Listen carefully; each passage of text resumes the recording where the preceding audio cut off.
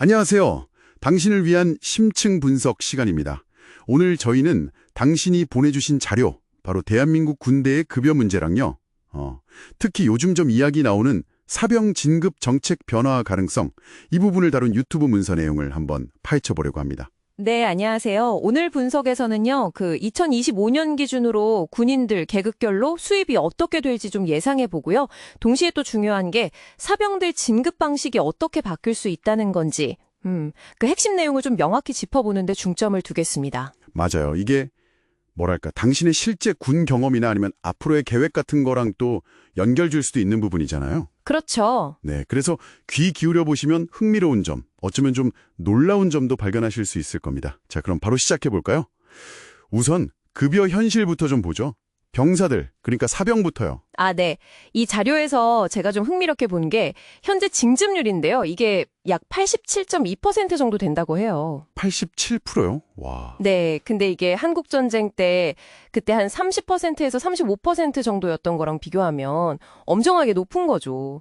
지금 저출산 문제 심각한데도 국방력은 유지해야 하니까 그런 현실을 좀 보여주는 수치 같아요. 이야, 87% 넘는 징집률이라 정말 생각보다 훨씬 높네요. 그럼 이 병사들이 받게 될 월급은 어느 정도 수준인가요? 2025년 기준으로 자료에 나와 있죠? 네, 있습니다. 2025년 기준으로 복무기간 18개월로 잡고요. 이병부터 병장까지 월급을 쭉 다 합치면 세전으로요. 약 1,526만 원 정도 된다고 분석하더라고요. 1,526만 원이요? 18개월 동안? 네, 물론 세전 금액이고요. 근데 이제 군대에서 숙식 제공되고 옷도 주잖아요. 그걸 감안하면 전역할 때 그래도 어느 정도 목돈을 좀 줄 수 있는 기회가 될 수도 있겠다. 이런 분석인 거죠. 그렇군요. 자료에 30세 기준으로 중견기업 다니는 거랑 비교한 총수입 추정치도 있던데 사실 이건 개인차가 너무 크니까 참고만 해야 할 것 같아요. 맞아요. 그건 정말 변수가 많죠. 네. 그럼 이제 좀 더 안정적인 직업군인의 길, 부사관으로 넘어가 볼까요? 부사관은 어떻습니까? 부사관 같은 경우는 자료에서는 10년 복무를 기준으로 잡았어요. 10년이요. 네. 그때 이제 기본급만 다 합쳐도 약 2억 2천만 원 정도로 추산을 하고요. 와, 기본급만으로도요? 네. 근데 이제 실제로는 여기에 시간의 근무 수당이라던가 여러 가지 수당이 붙잖아요. 그런 걸 포함하면 실제 받는 총액은 한 2억 8천만 원에서 많게는 3억 3천만 원 사이가 될 거다. 이렇게 예상을 하더라고요. 물론 퇴직금, 연금 이런 건 또 별도 계산이고요. 오, 생각보다 정말 괜찮은 수준인데요? 그럼 이제 군의 리더 역할을 하는 장교. 장교의 경우는 당연히 더 높겠죠? 자료에서는 10년 복무의 소령 진급까지 가정을 했던데 그때는 어느 정도인가요? 네, 그 기준으로 보면요. 10년 동안 받는 기본급 총합이 약 3억 8,800만 원 정도 되고요. 3억 8천. 네, 여기에 수당이 보통 기본급의 한 30%에서 50% 정도 추가된다고 보거든요. 그걸 감안하면 실제 수령액은 대략 한 5억 4천만 원 이상으로 추정이 됩니다. 그리고 장교는 아무래도 장기 복무할 경우에 연금 혜택이나 이런 노후 보장 측면에서도 장점이 크죠. 자, 급여 수준은 이제 병사, 부사관, 장교 순으로 쭉 살펴갔고요. 이제 진짜 좀 핵심적인 변화 가능성으로 넘어가야 할 것 같아요. 사병 진급 방식에 무한심사라는 이야기까지 나온다고 하던데 이건 도대체 무슨 이야기인가요? 자료에서는 어떻게 설명하고 있죠? 네, 이게 상당히 큰 변화인데요.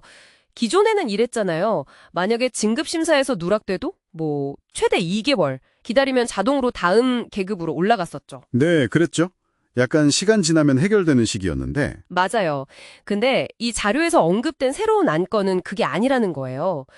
일단 진급에 필요한 최소 복무기간은 채웠는데 심사에서 계속 떨어지면 통과할 때까지 말 그대로 진짜 무한정으로 진급 시험이나 심사를 다시 받아야 할 수가 있다는 겁니다. 와, 무한심사라니 그건 정말 이전과는 완전히 다른 개념인데요? 그렇죠. 패러다임이 바뀌는 거죠. 그럼 이 변화가 가져올 수 있는 영향, 자료는 어떤 시각으로 보고 있나요?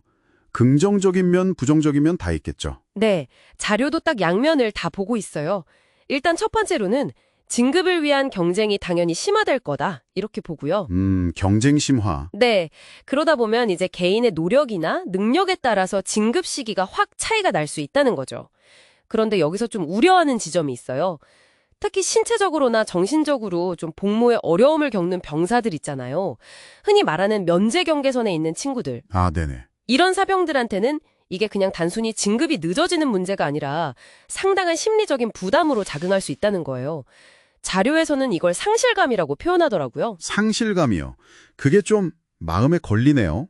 어떤 의미일까요? 그러니까 이게 그냥 나 동기보다 진급 늦었네 이 정도가 아니라 계속되는 심사 탈락으로 인해서 뭐랄까 나는 뭔가 부족한가 여기 적응 못하나 이런 식의 자괴감이나 무력감을 느낄 수 있다는 거죠.